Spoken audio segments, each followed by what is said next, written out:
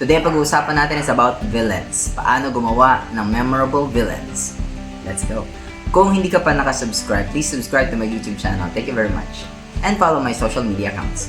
Nasa description. One of the things na nagpapaganda sa isang story are villains. Kapag maganda yung villains mo, the story becomes interesting. If the villain is also interesting. So how do we create memorable villains? Number 1. Number 1 on our list is the hero on their own story mindset. So sa utak ng isang magaling or magandang villain, they are the hero. Stop writing villains na wala lang, nagising lang one day tapos gusto lang niya maging masama. Parang napapatanong na lang siya pagkagising niya.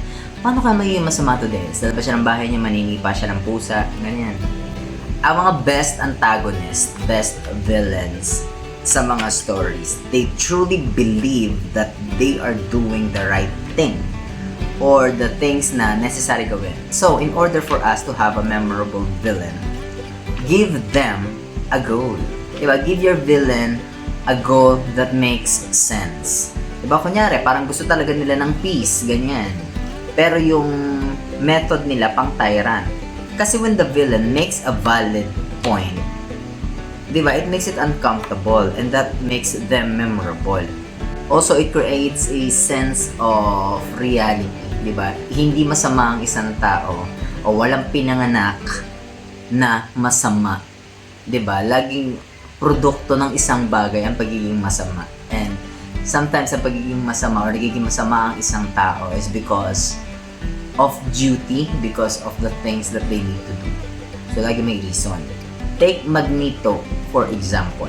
Hindi siya masama for the sake of being masama. Diba? Hindi siya gumising one day tapos nag-decide siya na masama pala ako. Ganun. No. Naniniwala siya na he's the hero ng mga mutants. Diba? Naniniwala siya na kapag hindi niya sinakop yung mga tao, diba? Mapapahamak yung mga kapwa niya mutants. So, he's trying to save the mutants, his people. Diba? Meron siyang goal. Naniniwala siyang hero siya. And apparently, yung mga villains dun sa na mutants, diba? Naniniwala na hero siya.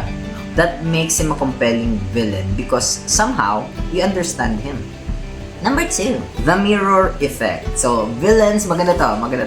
Pwede maging memorable ang isang villain when nami-mirror yung main character mo.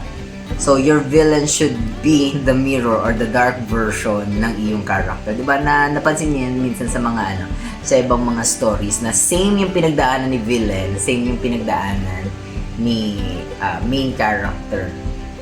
Diba? Nagmi-mirror yung mga pinagdaanan nila. But ito yung darker side, si villain. And the lighter side would be the main character. Kung binavalue ng main character mo, ng hero mo is freedom, make sure your villain, siya, by the mirror effect, diba? Total control naman yung nire-represent ng villain mo. If your hero naman is all about saving the weak, ang villain mo naman, tinatapakan yung weak. So, yan, parang survival to the fittest, diba? The weak is not deserving na mabuhay. Something to that effect. So, nagiging siyang psychological battle, diba? And that's what makes villains really memorable. For example, si Frodo at saka si Gollum. Si Gollum hindi lang siya monster, siya ay produkto nung pagkabaliw dun sa ring. So, he is a living warning sign kay Frodo na kapag si Frodo ay nagpasakop doon sa corruption nung ring, yun yung kahihinatnan niya. The dark mirror, the dark side. Number 3. Competence is scary. So, yung mga villains na palagi na lamang na bubuhal, di ba? Lagi na lang natatalo, lagi na nag-fail, hindi sila nakakatakot. Therefore, hindi sila memorable. But a villain who is hyper-competent, nakakatakot sila. So, how to create a competent, scary type of villain? So, let your villain win sa earlier chapters, sa earlier parts ng story. Dapat yung villain na ito is lagi siyang 2 steps ahead sa hero. So, competent siya. They should be smarter, stronger, and everything na leveled up. Mga tipong mapapatanong yung readers mo na paano mo matatalo yan? Something to that. So, who's our example for this very competent na villain? Avengers, Thanos. Kita mo yung opening nung sa Infinity War, yung binugbog niya si Ho. Diba? Si Hawk yung the strongest Avenger, diba? Binugbog ni Thanos, so wala pa siyang halos Infinity Stone. Without even using Infinity Stone. At tapos hindi siya nag-struggle, diba? Dinominate talaga yung talagang kinuha niya, binugbog niya, parang wala lang si Hawk. If the strongest Avenger cannot defeat Thanos, diba? Paano siya matatalo? And that makes Thanos scary. Kasi hindi lang si Thanos strong, diba? Smart din siya, matalino siya, diba? Everything is, he's just always a step ahead. And that makes him scary. And that makes him memorable. Number 4. Next on our list on how to create a memorable villain is make it personal. So imagine this, taking over the world, evil, pero it doesn't make it personal. So medyo wala masyadong impact doon sa story, especially doon sa main character mo. But destroying the hero's home, impact, personal, diba? Mas evil, mas na-demonyo yung character, yung villain. So to make this kind of villain, i-connect mo yung villain sa past or sa personal life ni hero. Pwedeng kunyari, they killed a mentor, kunyari, or maybe they are the mentor tapos binitray niya yung hero, o diba? Or sometimes they used to be a friend, diba? Friends to enemies na trope, ganyan, diba? It makes it personal and then it makes the villain memorable. Kasi when the conflict is very personal, diba, the emotional stakes mas mataas. And again, when it comes to stories, everything is about emotions. For example natin, isang villain na taking it really personal. Kung naglalaro kayo ng role-playing games, you know Sephiroth and Cloud, you know Final Fantasy 7. Shout out sa mga gamers out there. So si Sephiroth, hindi lang siya political threat, di ba? Hindi lang siya basta threat. Sinunog niya yung hometown ni Cloud, di ba? Tapos sinaksak niya si Ares sa harapan ni Cloud. Di ba? Ganon siya ka-evil. Ganon ka-personal yung dating kay Cloud. So, that makes Sephiroth super evil, super nakakatakot. And by extension, memorable. By extension.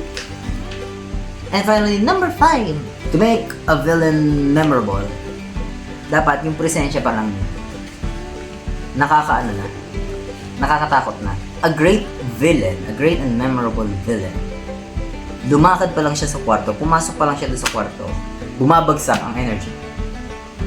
Diba? Dumalamig ang klima. Nagte-tense yung mga tao, di ba? That's a villain. That's a great villain. So to do this, focus on how other characters react to the villain.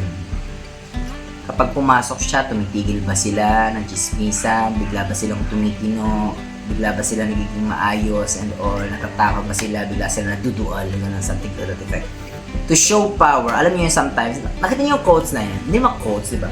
Yung photo na parang racing siya ng mga dogs and then merong cheetah sa likod na chill lang, diba? Sometimes villains, they don't need to show power. Presensya pa lang is enough. So pagdating sa villains, it's not all about fight scenes to show power. Sometimes lumakad ka lang doon and the reaction na nasa paligid nung villain na yun, it's already enough proof to show na that villain is a great villain. Sinong example natin ng ganitong type ng villain? Si Darth Vader ng Star Wars. Diba? Master si Vader ng presensya. Diba? Parang wala pa siya sa kwarto, paparating pa lang siya sa didinig mo yung kanyang hinga doon sa kanyang maskara, diba? Na may presensya na agad. Tapos madidinig mo yung yung Imperial March. Dun, dun, dun, dun, dun, dun. Diba? Yun pa lang. Presence alone. That makes him a great villain. Kasi nakakatakot na agad siya. Tapos hindi pa siya tumatakbo.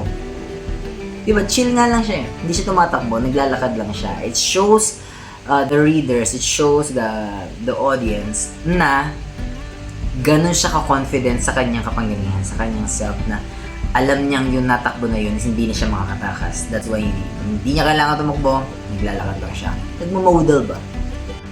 So yeah, sometimes you don't need a 3-page monologue to show power. Minsan, you just need a heavy atmosphere and a distinct sound. So that's 5 tips on how to write memorable villains. If you like this video, please hit the like button and share this to your writer friends. Kung di ka pa nakasubscribe, subscribe to my channel. And follow me on my social media accounts. Yun lang.